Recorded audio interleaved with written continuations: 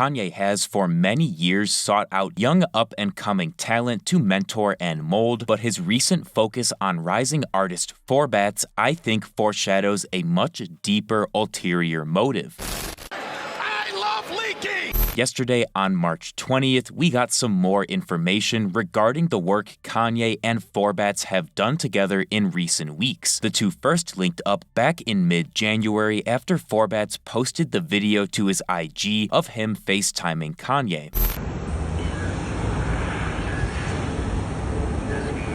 15 days later, on January 30th, Kanye publicly stated that For Bats was an up-and-coming artist that impressed him. Any artists out there that impress you right now that are coming up?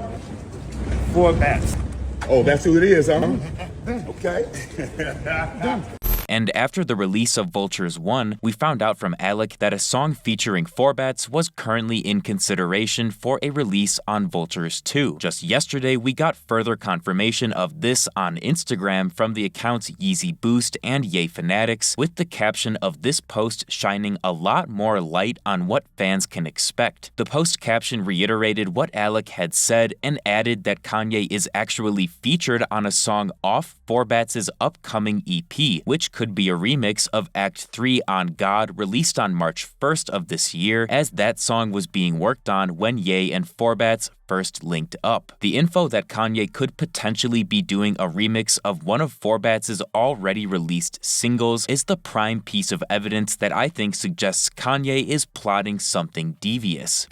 10 days ago, on March 11th, Kanye posted the Carnival music video to his Instagram and along with it a very lengthy caption which he used to vent openly to his very large social media following. While hilarious, this entire post caption is a novel, and the only important part regarding For Bats is at the end, where Kanye writes, "And it's fuck Drake for taking Dirk right at the beginning of the Vultures rollout." Now, ignoring the fact that Kanye continues to spell rollout incorrectly, that closing statement is why I think he is so heavily involved with For Bats right now. Drake announced on February 5th that Lil Durk would be joining him and J. Cole for the second leg of the It's All a Blur tour, with Durk's first show appearance happening on February 7th in Nashville, which is why Durk has been questionably absent from every single Vultures listening party held since the album's release. On March 8th, For Bats signed a single album record deal with Drake's OVO label, and on that same day dropped his official remix of the viral song Date at 8 with a new feature section from Drake. Now consider the fact that Kanye was the one shouting out For Bats publicly back in January of this year, and then a little over a month later, it seems the young artist was completely converted over to Drake's side with a record deal and a remix. I have no doubt that Kanye saw the one album deal and remix as another gut-shot attempt by Drake, following up on his stealing of Lil Durk for the bulk of the Vultures 1 rollout. That is primarily why I believe Kanye is now heavily pushing to have For Bats present on Vultures 2 and to have a remix of his own, because it's just another way of getting a leg up on Drake and getting him back for occupying Lil Durk earlier this year. I think it's clear that For Bats is essentially a proxy for Kanye and Drake's everlasting feud, and the news announced yesterday all but confirms that for me.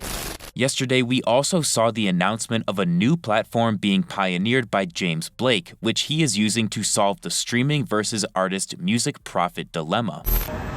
Also, I've spoken to a lot of artists that feel frustrated that so much great music goes unreleased because it doesn't meet certain requirements or trends. So after my tweets did the rounds, I was contacted by the makers of a platform called Volt, who are trying to tackle this exact problem.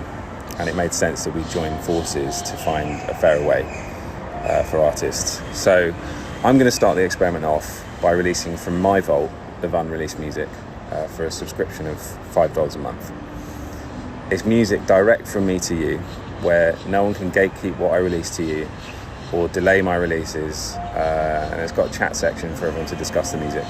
James's exclusive unreleased songs on Vault.fm are locked behind a $5 monthly subscription, although he did say that with how much he plans to release, that $5 will eventually be a very cheap ticket to a monster catalog of content. We knew that Ty and Kanye had been speaking with James about a potential solution with more direct profits to artists, and I would not be surprised to see Kanye utilize Vault.fm as his de facto Vultures 2 release platform. I'm not quite sure if it addresses all of his concerns about fans being able to still distribute recordings of the paid-only music to those who don't want to pay, but I think if his whole Yeezy app idea doesn't pan out, we will probably see him utilize Vault.fm since it's already an established thing and allows him to set his own asking price for music, which is really what he wanted all along. I'm personally still on the fence about whether or not Vultures 2 will be dropping on streaming, but James seeing success with Vault FM could be hugely influential in Kanye's final decision about how to drop the album. Thank you guys so much for watching. If you enjoyed, feel free to leave a like and subscribe to my channel for more videos like this, and let me know down in the comments if you think Kanye will release Vultures 2 on Vault.fm working alongside James Blake.